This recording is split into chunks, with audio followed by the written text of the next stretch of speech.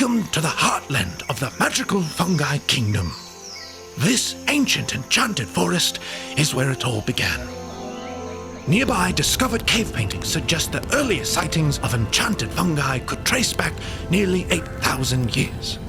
And this rather intriguing object is why we are here today. A jar of enchanted spores. When the time is right, these enchanted spores begin a most eloquent process called astral mycelia ritualis, more widely known as minting.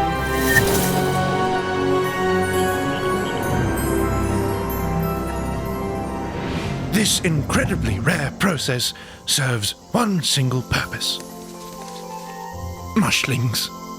Fortunately for this particular mushling, the mother shroom strolls nearby.